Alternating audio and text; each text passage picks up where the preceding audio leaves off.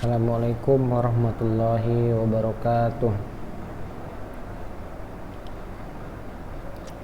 Alhamdulillahirrabbilalamin. Puji syukur kita ucapkan kepada Allah Subhanahu wa Ta'ala, yang mana pada siang hari ini kita masih diberikan Allah Subhanahu wa Ta'ala kesehatan serta kesempatan sehingga kita bisa melanjutkan materi pembelajaran IPA kita pada hari ini, ya. Untuk anak didik kami kelas 9B, ya. Hari ini kita akan melanjutkan materi pembahasan kita, yaitu tentang siklus menstruasi dan kehamilan, ya. Siklus menstruasi dan kehamilan. Nah, ini kita kan sudah membahas mengenai gametogenesis, kan begitu. Nah,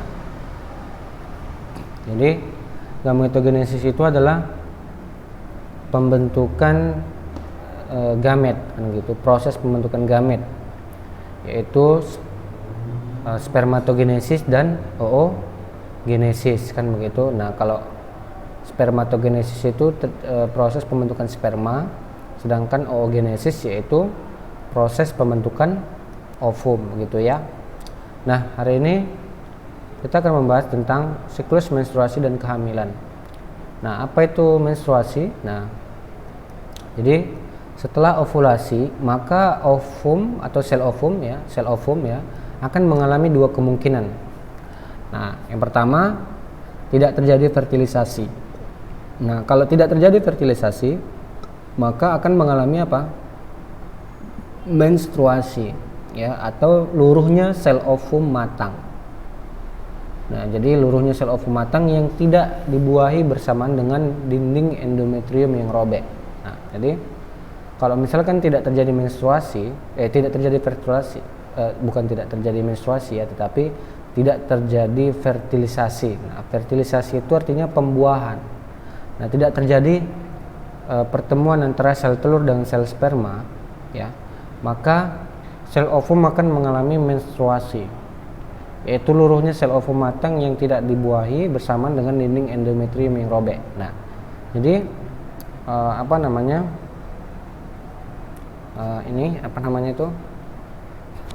bahwasannya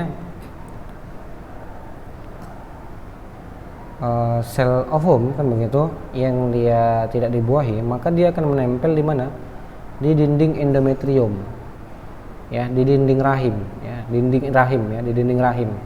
Nah, di dinding rahim itu tentunya ada endometrium, kan begitu. Nah, jadi ketika pada waktu tertentu, ya, nah itu siklusnya sekitar 28 sampai 35 hari sekali setiap bulannya, begitu ya. Nah, jadi setiap 28 atau sampai dengan 35 hari sekali, maka sel ovum dengan dinding endometrium tadi, ya, sel ovum yang menempel di dinding rahim tersebut, ya, ya, di situ kan ada endometrium, ya, di dinding rahim tersebut ada endometrium. Nah, maka dia akan meluruh. Nah, itulah yang disebut dengan peristiwa menstruasi. Nah, menstruasi itu artinya proses peluruhan sel ovum matang yang tidak dibuahi, ya, bersamaan dengan dinding endometrium yang robek. Nah, itu dia akan luruh, ya, dia akan meluruh keluar, ya. Nah, itulah yang disebut dengan peristiwa menstruasi. Nah, jadi itu siklusnya, ya, itu 28 sampai 35 hari sekali setiap bulannya, begitu. Nah, jadi ya, siklusnya itu dia 28 sampai 35 hari kali setiap bulannya. Nah, siklus menstruasi terdiri dari 4 fase. Nah, yang pertama ada fase menstruasi, ya. Fase menstruasi itu artinya fase di mana luruhnya sel ovum matang yang tidak dibuahi bersamaan dengan dinding endometrium yang robek. Nah, artinya fase menstruasi itu yaitu fase luruhnya, ya, sel ovum matang yang tidak dibuahi bersamaan dengan dinding endometrium yang robek. Nah, jadi disitulah dia fase menstruasi. Fase peluruhannya itu, ya, fase menstruasinya itu ketika dia menstruasi itulah yang disebut dengan fase menstruasi. Nah, dapat diakibatkan juga karena terhentinya sekresi hormon estrogen dan progesteron sehingga kandungan hormon dalam darah menjadi tidak ada. Nah, itulah yang disebut dengan fase menstruasi. Nah, kemudian ada fase proliferase atau fase folikuler. Nah, fase folikuler yaitu ditandai dengan menurunnya hormon progesteron sehingga memacu kelenjar hipofisis untuk mensekresikan FSH dan merangsang folikel dalam ovarium serta dapat membuat hormon estrogen diproduksi kembali. Nah, sel folikel berkembang menjadi folikel de Graaff yang masak dan menghasilkan hormon estrogen yang merangsang keluarnya LH dari hipofisis. Estrogen dapat menghambat sekresi FSH tetapi dapat memperbaiki dinding endometrium yang robek. Nah, jadi pada fase proliferase atau folikuler ya, itu ditandai dengan menurunnya hormon progesteron. Nah, jadi di sini di fase proliferase ini ya, itu terjadi setelah fase menstruasi. Artinya setelah selesai fase menstruasi maka nanti masuk ke fase proliferase ya.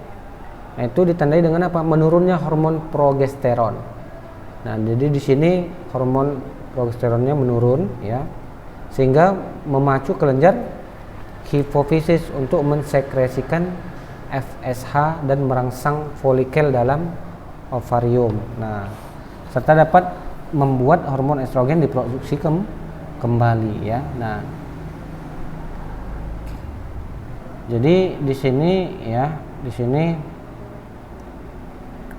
ada yang namanya hormon apa? Progesteron. Nah, hormon progesteron ini ya, itu ada dalam tubuh wanita dan juga ada namanya hormon estrogen ya. Nah, estrogen itu menghambat sekresi FSH tetapi dapat memperbaiki dinding endometrium yang robek. Nah, tadinya kan setelah proses menstruasi di fase menstruasi tadi kan endometrium tadi kan robek kan begitu. Nah, pada fase proliferase ini maka endometrium yang robek tersebut ya itu diperbaiki. Nah, diperbaiki lagi. Kemudian oleh siapa tadi? Oleh estrogen kan begitu, diperbaiki oleh estrogen. Nah, jadi fase proliferase ini ya, itu dia ya rentangnya itu mulai dari hari ke-10 sampai hari ke-14. Nah, itulah dia. Jadi kalau menstruasi ya, peristiwa menstruasi kalau pada wanita itu kan mulainya dari hari ke-0 misalkan dia menstruasi nih, misalkan dari hari ke-0 sampai hari ke-5. Nah, itu berarti fase apa? Fase menstruasi. Mungkin menstruasinya 5 hari kan begitu. Jadi hari ke-0 sampai hari ke-5. Nah, jadi kalau fase proliferase itu fasenya mulai dari hari ke-10 sampai hari ke-14. Nah, jadi kan setiap wanita kan berbeda-beda nih fase menstruasinya berapa hari kan begitu. Nah, jadi kalau fase proliferase itu berlangsung dari hari ke-10 sampai hari ke-14 gitu ya. Nah, jadi di sini dinding endometrium yang robek diperbaiki begitu ya. Oke, nah kemudian di fase ovulasi. Nah, di fase ovulasi atau fase luteal, nah, itu ditandai dengan sekresi LH yang memacu matangnya sel ovum pada hari ke-14. Nah, jadi pada fase ovulasi atau fase luteal ditandai dengan sekresi LH yang memacu matangnya sel ovum pada hari ke-14. Nah, sesudah menstruasi 1, sel ovum yang matang akan meninggalkan folikel dan folikel akan mengerut dan berubah menjadi corpus luteum. Corpus luteum berfungsi untuk menghasilkan hormon progesteron yang berfungsi untuk mempertebal dinding endometrium yang kaya akan pembuluh darah. Nah, jadi di sini ya, di fase ovulasi ya, nantinya akan mempertebal dinding endometrium ya, endometrium yang terdapat di mana tadi, di rahim kan begitu. Nah, jadi akan dipertebal ya. Kemudian di sini juga ya adanya sekresi LH yang memacu matangnya sel ovum ya pada hari ke-14. Sel ovum yang matang akan meninggalkan folikel, folikel akan mengerut dan berubah menjadi corpus luteum ya. Begitu ya. Nah, kemudian setelah fase ovulasi itu ya, itu terjadi pada hari ke-15 sampai hari ke-20 ya. Hari ke-15 sampai hari ke-20. Nah, artinya apa ya? Artinya adalah artinya adalah bahwasannya hari ke-15 sampai ke-20 itu dihitung dari awal menstruasi ya. Hari ke-15 sampai 20 hitung dari mulai awal dia menstruasi ya, sampai hari ke-15. Nah, hari ke-15 sampai 20 itu yang disebut dengan fase ovulasi atau fase luteal begitu ya. Oke ya. Nah, jadi itu dia. Kemudian yang keempat yaitu fase pasca ovulasi. Nah, fase pasca ovulasi ya, fase pasca ovulasi ya. Fase pasca ovulasi ya. Nah, ini ditandai dengan corpus luteum yang mengecil dan menghilang dan berubah menjadi corpus albicans yang berfungsi untuk menghambat sekresi hormon estrogen dan progesteron sehingga hipofisis aktif mensekresikan FSH dengan LH. Dengan terhentinya sekresi progesteron, maka penebalan dinding endometrium akan terhenti sehingga menyebabkan endometrium mengering dan robek. Terjadilah fase pendarahan atau menstruasi. Nah, jadi di fase pasca ovulasi ini ya, maka nanti progesteronnya itu akan mengering, progesteron endometriumnya ya, endometrium itu akan mengering ya. Endometrium itu dinding rahim ya, dinding rahimnya akan mengering. Kemudian dia akan mengalami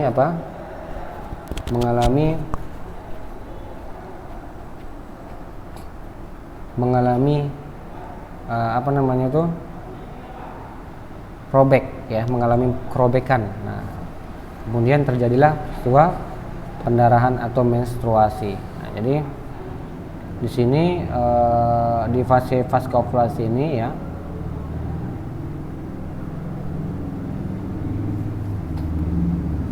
hormon progesteron itu ya berhenti sekresinya ya. Dengan terhentinya sekresi progesteron, maka di sini terjadi apa? Penebalan dinding endometrium. Nah, penebalan dinding endometrium ini yang menyebabkan apa? Yang menyebabkan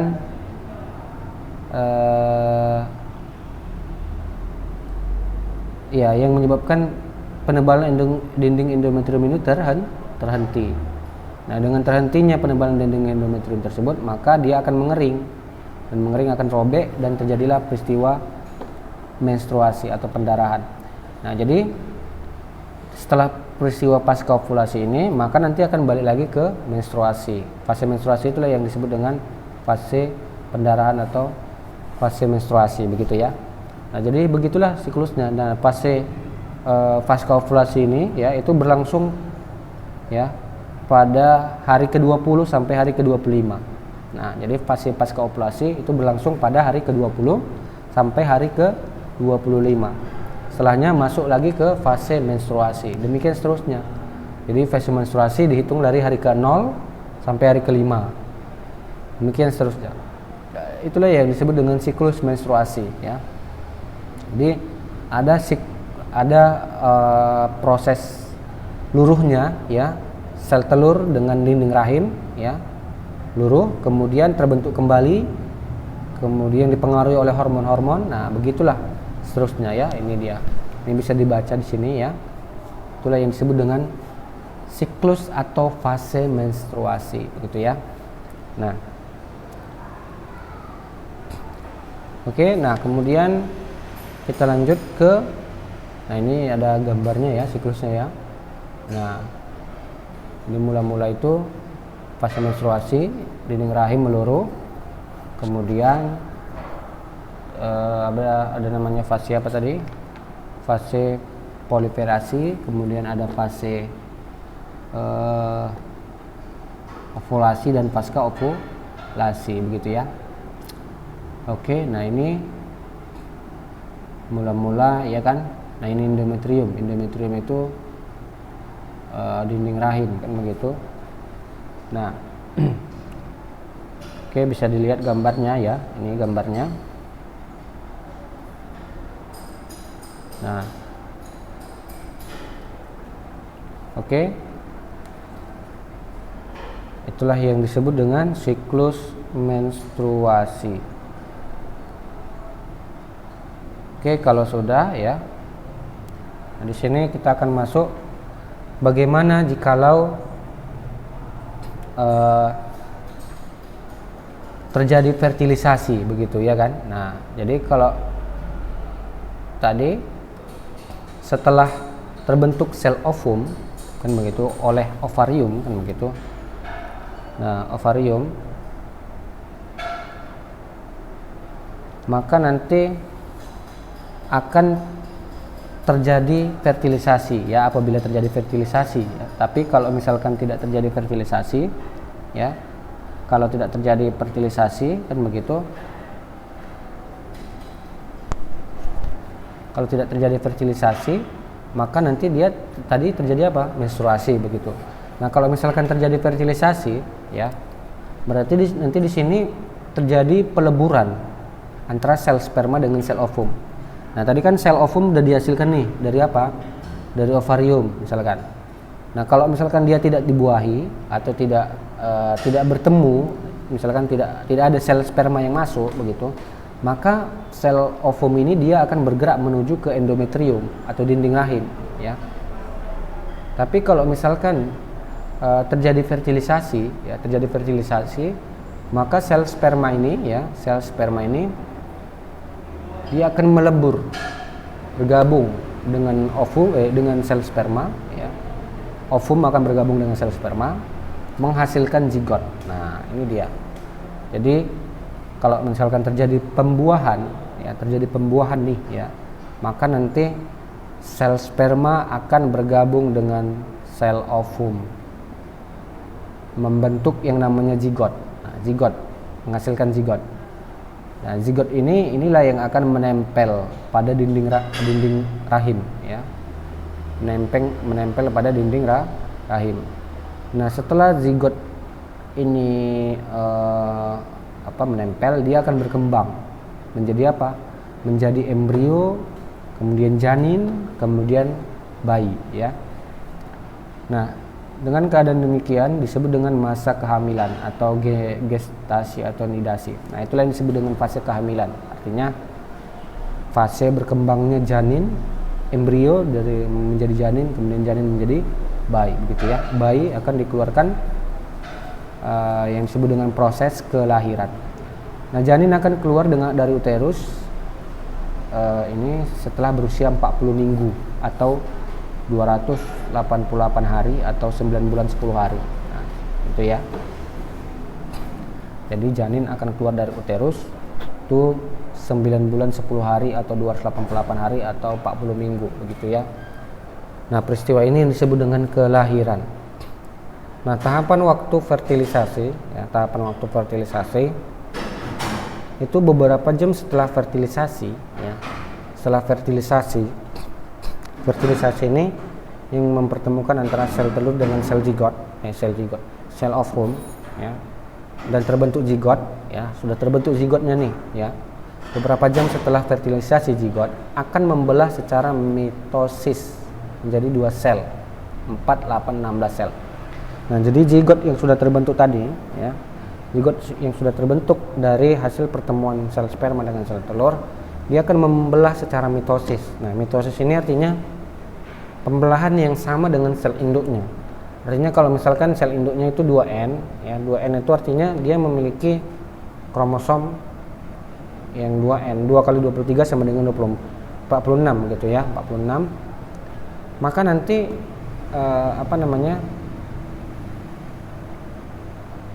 zigot tersebut dia akan sama dengan sifat anakannya begitu, sifat sel yang terbentuk daripada zigot tersebut.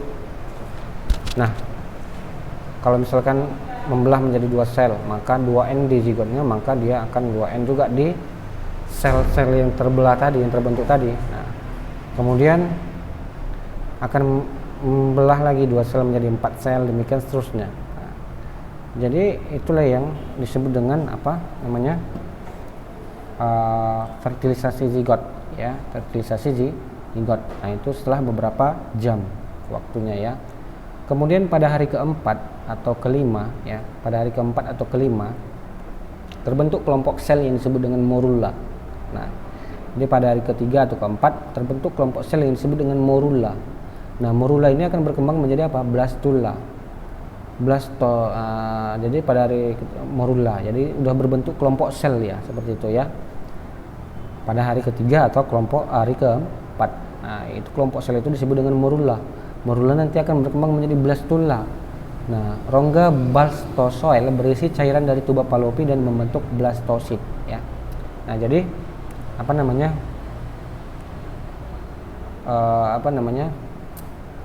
jadi rongga blastozoel berisi cairan dari tuba Fallopi dan membentuk blastosit. Nah, tadi kan kita ketahui bahwasannya ini, ya, pertemuan sel sperma dengan sel telur itu di tuba Fallopi, ya.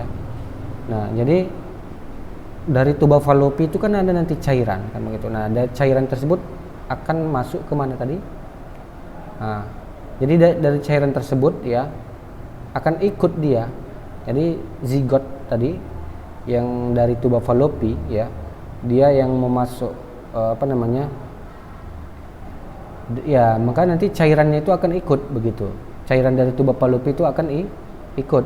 Nah, rongga blastozoel berisi cairan dari tuba Fallopi dan membentuk blastosit. Nah, jadi cairan tadi, ya, yang terikut tadi dia akan membentuk apa? Blastosit, ya, blastosit. Nah, lapisan dalam blastosit membentuk inner cell mass. Nah, blastosit dilapisi oleh tropoblas atau lapisan terluar blastosit. Nah, jadi yang berfungsi menyerap makanan dan merupakan calon plasenta atau ari-ari.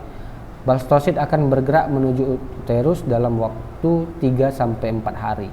Nah, jadi demikian, ya, pembentukan blastosit tadi, ya. Nah, itulah dia yang berasal dari mana tadi? Cairan tuba Fallopi. Nah, kemudian pada hari ke-6 setelah fertilisasi, ya, tropoblas akan menempel pada dinding rahim atau proses implantasi dan akan mengeluarkan hormon HCG, hormon chorionic gonadotropin. Nah, hormon ini yang melindungi kehamilan dengan menstimulasi produksi hormon progesteron dan estrogen sehingga mencegah menstruasi. Nah, jadi dengan adanya hormon chorionic gonadotropin, nah ini nih, maka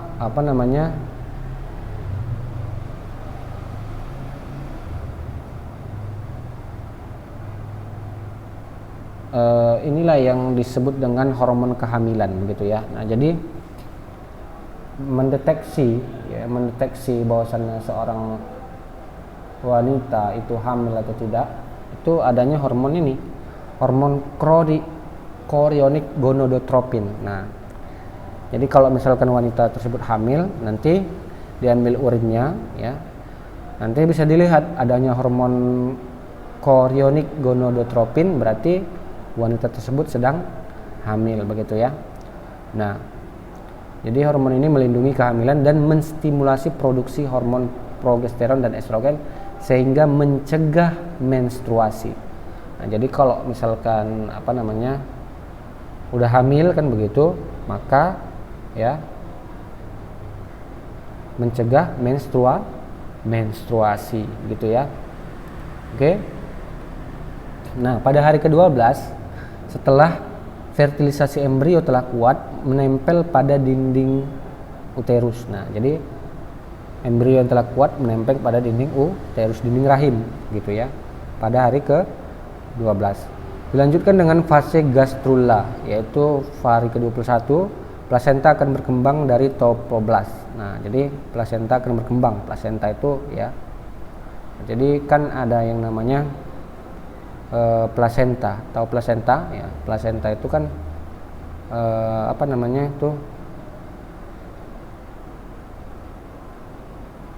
kalau misalkan dalam tubuh bayi kan ada yang namanya untuk penghubung makanan gitu ya, penghubung makanan antara ibu dan bayi.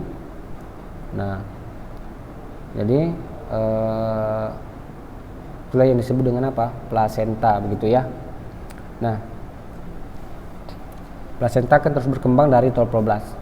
Mulai terbentuk 3 lapisan dinding embrio. Lapisan dinding embrio inilah yang akan berdiferensiasi menjadi organ-organ tubuh. Organ tubuh akan berkembang semakin sempurna seiring bertambahnya usia kandungan. Nah, jadi organ tubuh ya daripada bayi tersebut ya itu akan berkembang ya semakin sempurna seiring bertambahnya usia kandungan. Nanti dari sini ya lapisan dinding embrio itulah yang akan berdiferensiasi, akan membelah menjadi organ-organ tubuh ya, organ-organ tubuh pada bayi tersebut kan begitu. Nah, organ tubuh tersebut akan berkembang semakin sempurna seiring bertambahnya usia kandungan ya begitu, usia kandungan pada janin atau bayi tersebut. Ini gambarnya ya. Ini pas ini awalnya akan begitu kan. Kemudian ini pada yang kedua ya, pada hari ketiga atau keempat. Kemudian yang ketiga itu tadi pada hari ke-6 ya. Kemudian yang keempat itu pada hari ke-12 tadi ya. Nah, jadi setiap itu mengalami perkembangan. Jadi organ tubuhnya tadi berasal dari mana tadi? Berasal dari lapisan dinding embrio yang berdiferensiasi. Nah, jadi sudah menempel di rahim, membentuk embrio. Nah, itulah yang akan jadi lapisan dindingnya itu, lapisan dinding embrio itu itulah yang akan berdiferensiasi menjadi organ-organ tubuh. Ya, terbentuk jantung, kemudian nanti terbentuk lambung, kemudian terbentuk hati dan sebagainya ya. Organ tubuh akan berkembang semakin sempurna seiring bertambah usia kandungan. Hormon yang berperan dalam kehamilan ada namanya progesteron dan estrogen ya. Nah, hormon yang berperan dalam kehamilan itu ya ada namanya hormon progesteron dan estrogen. Nah, kalau progesteron dan estrogen itu kan ada pada wanita kan begitu kan. Nah, itu pada masa kehamilan 3 sampai 4 bulan pertama. Ya, masa kehamilan. Jadi progesteron dan estrogen itu berperan dalam masa kehamilan 3 sampai 4 bulan pertama masa kehamilan. 3 sampai 4 bulan pertama masa kehamilan. Setelah itu fungsinya diambil oleh plasenta. Hormon estrogen makin banyak dihasilkan seiring dengan bertambahnya usia kandungan sehingga fungsinya yang merangsang kontraksi uterus. Sedangkan hormon progesteron semakin sedikit karena fungsinya yang menghambat kontraksi uterus ya. Nah, ada namanya prolaktin. Prolaktin itu merupakan hormon yang disekresikan oleh plasenta dan berfungsi memacu glandula memae untuk memproduksi air susu serta untuk mengatur metabolisme tubuh ibu agar janin atau fetus tetap mendapat nutrisi ya. Kemudian HCG ya, ada namanya HCG, yaitu hormon untuk mendeteksi kehamilan, yaitu ditemukan pada urin wanita. Kemudian ada hormon oksitosin yang merupakan hormon yang berperan dalam kontraksi uterus menjelang persalinan. Nah, itulah dia hormon-hormon yang berperan dalam kehamilan ya. Ini bisa dilihat di sini ya, bisa dibaca. Jadi hormon prolaktin itu agar mengatur metabolisme tubuh ibu ya, agar janin atau fetus tetap mendapatkan nutrisi begitu ya. Mengatur metabolisme agar janinnya itu dia tetap mendapatkan nutrisi. Itulah yang fungsi hormon prolaktin ya.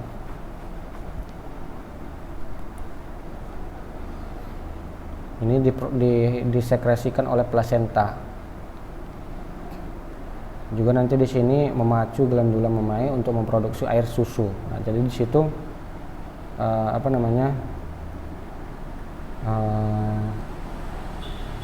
memacu glandula memae ya, glandula memae untuk memproduksi air susu gitu ya. Oke, nah kemudian hormon yang berperan dalam kelahiran ada namanya relaksin, yaitu hormon yang mempengaruhi pergerakan otot simfisis pubis. Estrogen, hormon yang mempengaruhi hormon progesteron yang menghambat kontraksi uterus. Kemudian oksitosin, hormon yang mempengaruhi kontraksi dinding rahim gitu ya. Nah, jadi kalau mau melahirkan begitu kan, tentunya ada kontraksi dinding rahim kan begitu. Nah, begitulah ya, itulah yang disebut dengan hormon yang berperan dalam kelahiran atau persalinan. Nah, pengaturan kelahiran. Nah, ini ya. Nah, nanti ini hormon-hormonnya ya, hormon-hormonnya ini kalau dihafal ya, kalau bisa ya. Ini hormon-hormonnya, fungsi-fungsinya apa itu ya. Nah, karena nanti di ujian sering diujikan fungsi hormon progesteron apa, kemudian estrogen apa, prolaktin apa, dan sebagainya begitu ya. Nah, kemudian pengaturan kelahiran ya, itu pengaturan kelahiran itulah yang tujuannya untuk mencegah bertemunya sel sperma dan sel telur gitu ya, atau yang disebut juga dengan kontrasepsi begitu ya, sehingga tidak terjadi fertilisasi ya. Jadi ada berbagai macam cara kontrasepsi. Ada yang namanya sistem kalender. Sistem kalender ini memperhatikan masa subur wanita ya, memperhatikan masa subur wanita. Jadi kalau misalkan setelah setelah menstruasi itu biasanya masa subur. Nah, jadi haid atau menstruasinya tanggal berapa kan begitu. Jadi dilihat kalender ya, tanggal berapa menstruasinya. Nah, jadi di situ yang disebut dengan sistem kalender ya, gitu ya. Kemudian sistem hormonal, yaitu menghambat atau menghentikan proses ovulasi. Nah, jadi sistem hormonal ini bisa menghambat proses ovulasi. Ovulasi itu artinya pembentukan sel ovum di dalam tubuh wanita begitu. Jadi bagaimana menghambatnya, itulah proses yang dilakukan secara hormonal. Nah, itu sebenarnya tidak boleh ya dalam Islam. Kenapa? Karena kan tidak boleh ya seseorang itu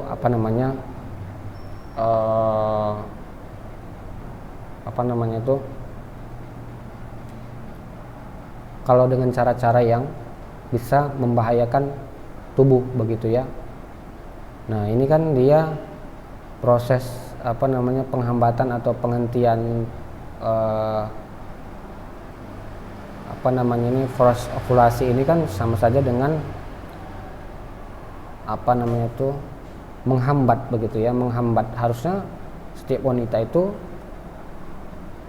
nggak boleh bahwasannya ovumnya itu dia dicegah untuk diproduksi, nggak boleh. Harus tetap ovumnya itu terproduksi seperti itu, karena nantinya juga akan berbahaya bagi wanita tersebut ya. Nah, sama dengan yang kimiawi. Nah, ini menggunakan zat-zat kimia, spermatosida untuk pria, untuk wanita. Nah, ini juga nggak boleh ya. Ini biasanya yang menggunakan KB begitu ya. Nah, kalau dalam Islam nggak boleh ya. Jadi kalau misalkan bisa saja sebenarnya ya dengan mengkonsumsi zat-zat kimia atau menggunakan zat-zat kimia itu bisa mencegah kehamilan, tetapi berbahaya bagi wanita tersebut. Kenapa? Karena nantinya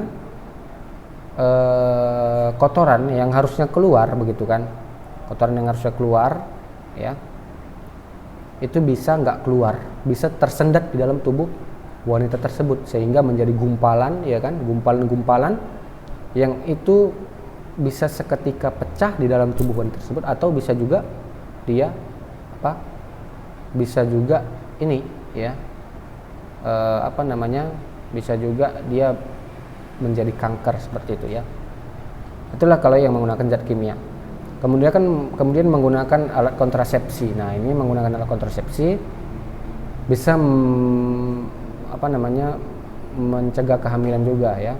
Kemudian sterilisasi. Sterilisasi ini artinya vasektomi ya untuk pria atau tubektomi untuk wanita. Nah, vasektomi untuk pria itu dengan memotong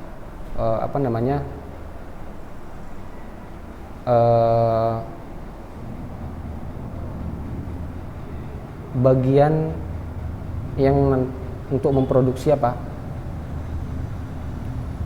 bagian untuk memproduksi sel sperma gitu ya. Demikian juga dengan tubektomi ya, itu untuk bagian untuk memproduksi ovarium begitu ya. Nah, jadi dipotong bagian-bagian tertentu yang sehingga atau bisa juga dengan ya pokoknya bagian-bagian tertentu lah seperti itu, sehingga sperma dari pria tersebut ya itu tidak lagi aktif kalau untuk pria, atau kalau untuk wanita ya dia tidak lagi menghasilkan ovarium begitu, tidak lagi menghasilkan ovum, atau ovumnya tidak berfungsi dengan baik begitu ya, tidak aktif lagi begitu. Nah, itu dalam ilmu kedokteran ya seperti itu ya. Nah, jadi ini nggak boleh juga dilakukan karena nanti bisa berbahaya bagi si pria maupun wanita. Demikian juga yang mekanik ini ya, menggunakan alat kontrasepsi ini juga berbahaya ya bagi pria ataupun wanita. Nah, intinya inilah dia macam-macam cara kontrasepsi. Tetapi kebanyakan itu berbahaya begitu ya. Nah, kemudian yang terakhir yaitu penyakit pada sistem reproduksi ya. Itu ada AIDS, kemudian kanker payudara, kemudian ada vulvovaginitis, impotensi, gonorea, hipertonik prostat begitu ya. Hipertonik prostat, prostatis, infertilitas, kanker serviks, sifilis, NGU, endometrius. Nah, itu jadi ada 12 ya. Nah, jadi yang pertama akan kita bahas mengenai AIDS. Nah, AIDS ini ya itu adalah penyakit sistem reproduksi disebabkan oleh yang disebabkan oleh virus ya, virus. Nah, virusnya apa? Virusnya adalah HIV. Nah, jadi AIDS ini disebabkan oleh virus HIV. Nah, virus HIV ini menyerang sistem kekebalan tubuh. Nah, sistem kekebalan tubuh seseorang itu diserang oleh virus AIDS atau virus HIV. Nah,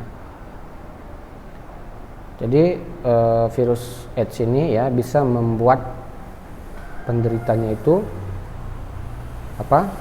virus HIV ini bisa membuat penderitanya itu meninggal dengan cepat gitu ya. Karena sistem kekebalan tubuh, ketika sistem kekebalan tubuh diserang, maka otomatis tubuh seseorang itu lemah kan begitu. Nah, lemah, mungkin dia bisa kurus begitu ya, sampai dia tidak mempunyai daging. Nah, makanya orang yang terkena HIV kan seperti itu, kurus ya, karena sistem kekebalan tubuhnya sudah hilang begitu, sudah lemah. Kayak dia kurus sehingga tinggal tulang, sehingga tinggal meninggal dunia seperti itu ya. Nah, ini kasus AIDS ya atau yang terkena virus HIV itu jarang sekali yang selamat begitu ya. Nah, jadi berhati-hatilah ya kan. Kalau misalkan jangan berhubungan seks di luar nikah, berbahaya ya. Berhubungan seks di luar nikah itu salah satu pemicu terkena AIDS ya. Kenapa? Karena virus HIV itu itu biasanya menyerang orang-orang yang sering berhubungan intim di luar nikah. Nah, jadi virus itu sering menyerang orang-orang yang berhubungan intim di luar nikah. Makanya jangan berhubungan intim di luar nikah. Karena apa? Karena kalau sudah sampai terinfeksi virus ini ya, itu akan susah sembuh.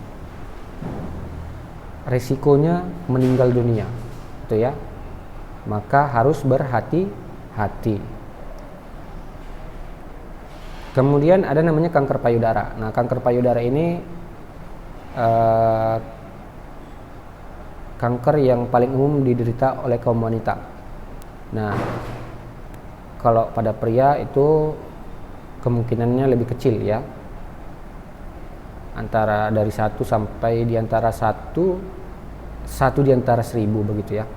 Nah, jadi ini pengobatannya dengan cara pembedahan atau dengan kemoterapi atau radiasi maupun radiasi begitu ya. Dengan kemoterapi ya atau radiasi. Oke, nah itu dia untuk kanker payudara. Kanker ya yang menyerang payudara gitu ya, jaringan pada payudara. Kemudian ada namanya vulvovaginitis. Nah, ini vulvovaginitis itu peradangan pada vulva dan vagina yang sering menimbulkan gejala keputihan. Nah, jadi ini juga disebabkan oleh yang namanya bakteri ya, bakteri Gardnerella vaginalis ya. Nah, ini dan juga disebabkan oleh protozoa. Nah, ini ya. Kemudian ada impotensi. Nah, impotensi ini pada laki-laki ya, tidak mampuan mempertahankan ereksi penis. Nah, ini bisa disebabkan oleh berbagai macam faktor, diantaranya gangguan produksi hormon testosteron, kelainan psikis, penyakit diabetes mellitus, kecanduan alkohol atau obat-obatan, gangguan sistem saraf. Nah, itu impotensi ya. Kemudian gonorea, penyakit infeksi akut yang menyerang selaput lendir pada uretra, serviks, rektum, sendi tulang, faring dan mata. Nah, ini disebabkan oleh bakteri Neisseria gonorrhoeae ya. Kalau misalkan gonorea ini ditularkan dari ibu ke anak, itu bisa menyebabkan apa? Bisa menyebabkan kebutaan pada anak. Nah, jadi harus betul-betul lah dijaga kebersihan supaya tidak bakteri Neisseria gonorrhoeae ini tidak tidak sampai ke bagian tubuh kita begitu ya. Nah, jadi gejalanya bagaimana? Gejalanya rasa sakit saat buang air kecil dan keluarnya nanah berwarna kuning kehijauan dari uretra. Nah, jadi ketika buang air kecil itu ini ya sakit begitu ya. Kemudian nanah keluar saat dari uretra begitu. Kemudian hipertropik prostat begitu. Hipertropik prostat. Nah, ini pembesaran prostat yang terjadi pada pria berusia 50 tahun. Nah, penyakit ini diduga berhubungan dengan penuaan dan proses perubahan hormon. Nah, jadi hipertropik prostat ini yaitu pembesaran prostat yang terjadi pada pria yang berusia 50 ya. Nah, dapat diobati dengan operasi ya. Kemudian prostatis ini yaitu peradangan pada prostat yang sering disertai dengan peradangan uretra. Nah, ini dapat menyumbat uretra sehingga timbul rasa nyeri dan sulit buang air kecil. Kemudian ada infertilitas, ketidakmampuan menghasilkan keturunan atau mandul. Nah, ini bisa disebabkan pria atau wanita. Kemudian ada kanker serviks, yaitu kanker pada leher rahim ya. Nah, ini banyak dialami oleh wanita berusia 40 sampai 55 tahun. Kemudian ini bisa diobati dengan operasi, sinar reduktif dan obat. Kemudian sifilis. Sifilis itu adalah penyakit menular ya, disebabkan oleh bakteri Treponema palladium. Nah, ini dia. Nah, ini sifilis ini bisa menimbulkan pada kerusakan otak, jantung, pembuluh darah dan hati. NGU ini merupakan peradangan pada uretra dan serviks yang disebabkan oleh bakteri Chlamydia trachomatis. Kemudian endometriosis. Nah, ini terdapatnya jaringan endometrium di luar rahim. Nah, misalkan dapat ditemukan di ovarium, usus besar, kandung kemih. Nah, akibat pengaliran balik darah menstruasi melalui tuba Fallopi. Ini gejalanya adalah rasa nyeri saat menstruasi karena jaringan endometriosis luruh bersamaan dengan menstruasi. Dapat diobati dengan operasi atau pemberian hormon progesteron. Nah, itulah dia ya penyakit-penyakit yang disebabkan oleh penyakit-penyakit yang terjadi pada sistem reproduksi ya, di antaranya ada yang disebabkan oleh bakteri dan juga jamur. Maka oleh sebab itu haruslah menjaga kebersihan ya,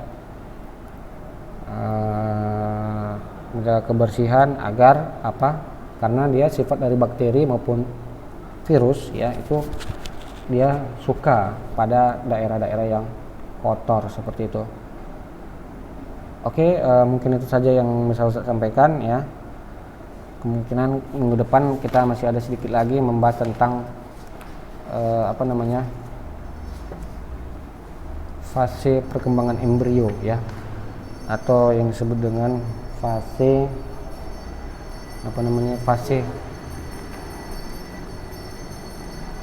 perkembangan embrio ya. Ya, mungkin itu sajalah yang bisa Ustaz sampaikan. Demikian atas perhatian anak didik kami, Ustaz ucapkan terima kasih. Assalamualaikum warahmatullahi wabarakatuh.